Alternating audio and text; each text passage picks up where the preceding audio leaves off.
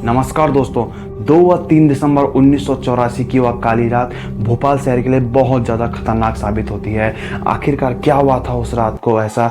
लोग यहाँ से वहाँ भागने लग जाते हैं अपनी जान बचा के, चीखने लगते हैं, पुकारने लगते हैं।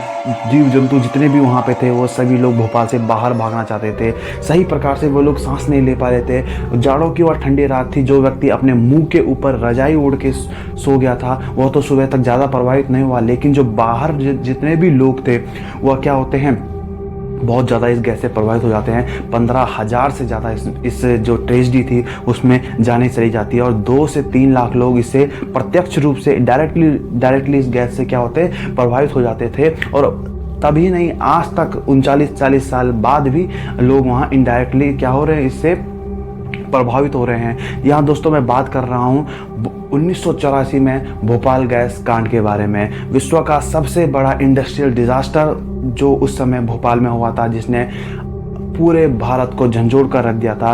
8.4 लाख की आबादी वाला वह शहर आखिर उस रात किस प्रकार सर्वाइव करता है, जानेंगे हम वीडियो में। साथ ही साथ जानेंगे कि 39-40 साल बाद आज भी वहाँ के लोगों को सही प्रकार से न्याय नहीं मिल पाता है।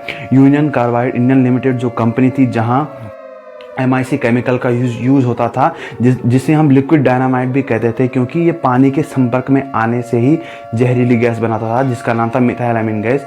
और वही गैस उस रात को पूरे भोपाल शहर में फैल जाती है। आखिर कैसे ये भोपाल गैस कांड होता है हम जानते हैं इस वीडियो में। तो वीडियो देखने के लिए आगे बने रहें वीडियो में। अगर आप चैनल पे नए हैं तो चैनल सब्सक्राइब कीजिए। तो चलते हैं आगे वीडियो में। भोपाल गैस कांड के बारे में जानने से पहले हमें जानना होगा MIC के बारे में कि MIC आपका था क्या। MIC यानी मेथाइल आइसोसाइनाइड एक केमिकल था जिसका यूज़ पेस्टिसाइड्स बनाने में किया जाता था। अमेरिका की एक कंपनी थी यूनियन कार्बाइड नाम से, जिसकी एक प्लांट खुला था भोपाल शहर में यूनियन कार्बाइड इंडियन लिमिटेड नाम से। यहाँ क्या होता था कि MIC का यूज़ किया जाता था पेस्टिसाइड बनाने के लिए।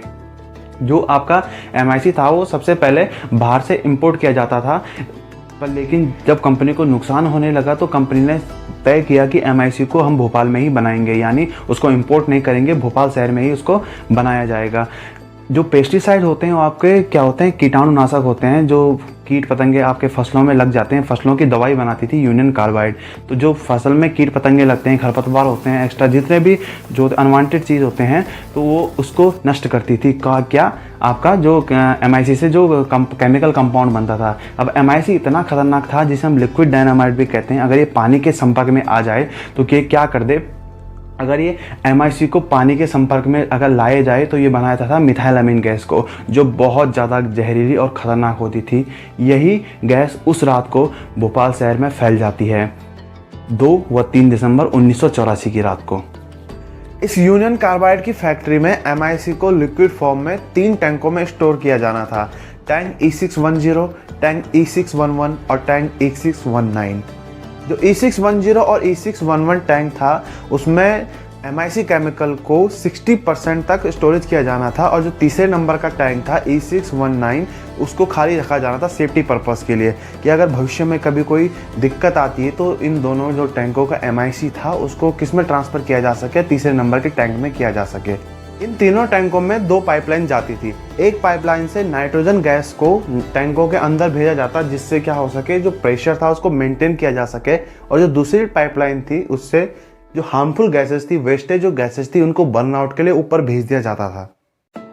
अब मैंने पहले ही बताया था कि सेफ्टी पर्पस के लिए इन टैंकों को 60% तक भरा जाना था, पर लेकिन हादसे वाली रात को इन टैंक को 60% से ज़्यादा भर दिया गया था। E610 और E611 को 60% से ज़्यादा भर के रखा हुआ था, और जो तीसरा टैंक था E619 जिसको खाली रखना था सेफ्टी पर्पस के लिए, उसको भी खाली नहीं रखा गया था। उसमें क्या हुआ था कि E619 को भी भर दिया गया था। साथ ही साथ जो इनके ऊपर जो मीटर था जो इनकी मात्रा को बताता है कि इसके अंदर MIC कितना है, वो भी खराब हो रखा था।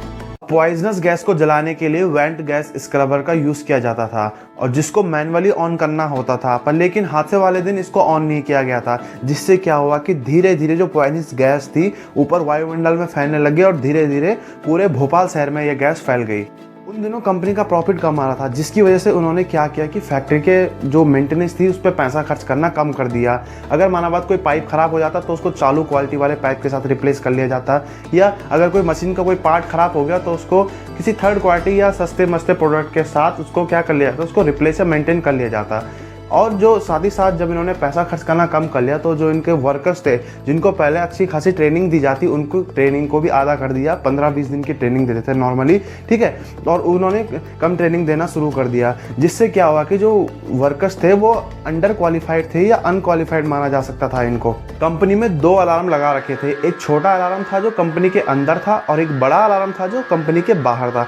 छोटा अलार्म कंपनी के अंदर बजाया जाता था कि अगर माना बात कोई छोटी वगैरह दिक्कत हो जाती है तो उस अलार्म को बजा के जो वर्कर है वो सेफली बाहर आ सकें। और जो बड़ा अलार्म था, अगर माना बात कि कोई बड़ी अनहोनी हो जाती है, कोई गैस फैल जाती है, उसको बाहर वाला बड़ा अलार्म बजाना होता था। पर लेकिन शिफ्ट चेंज होती है, वैसे ही वर्कर क्या करते हैं, अपना काम करना शुरू कर देते हैं डेली रूटीन के हिसाब से। उन्हें क्या करना होता था कि जो MIC टैंक थे उस पर जो पाइपलाइन जा रही थी उसको पानी से अच्छे तरीके से साफ करना होता था, ठीक है। लेकिन पाइप के और टैंक के बीच में एक स्लिप बाइंड लगा दी जाती थी, जिससे क्या हो सके जो सफाई वाला पानी था वो टैंक तक ना पहुंच सके।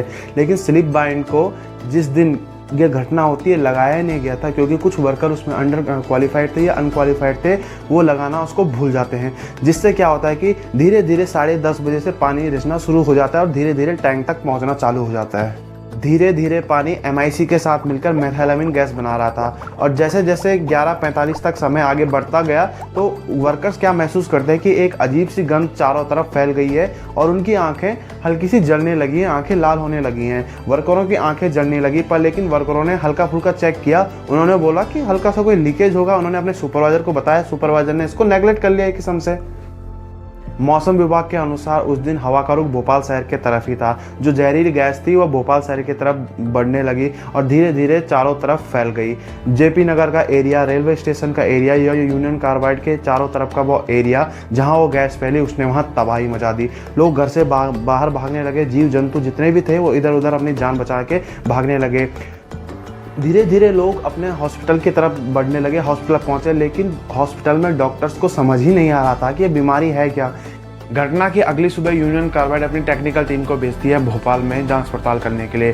साथ ही साथ $2 मिलियन PM रिलीफ फंड में जमा कर दिए जाते हैं मेडिकल इक्विपमेंट और सप्लाईज के लिए, ठीक है। बाद में इन पे मुकदमा किया जाता है। वॉरेन एंडरसन को अगले दिन अरेस्ट कर लिया जाता है और वे सारी गलती कबूल करते हैं।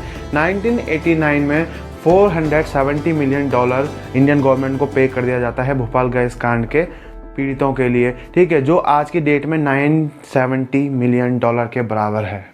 आगे चलकर 1986 में एनवायरनमेंट प्रोटेक्शन एक्ट आता है, जिसमें गवर्नमेंट कहती है कि कंपनीज जो फैक्ट्रीज हैं आखिर पर्यावरण को बचाने के लिए क्या करेंगी, ठीक है। उनके तरफ से भी कोई कदम उठाया जाना चाहिए जिससे हमारा एनवायरनमेंट प्रोटेक्ट रहे। साथ ही साथ जो आसपास वहाँ के जो लोग हैं उनकी भी सेफ्टी का विशेष ध्यान रखा जाएगा, किसके द्वारा, कंपनीज के द्वारा जो वहाँ पे संचालित हो रही हैं। वीडियो में आखिर तक बने रहने के लिए थैंक यू सो मच दोस्तों।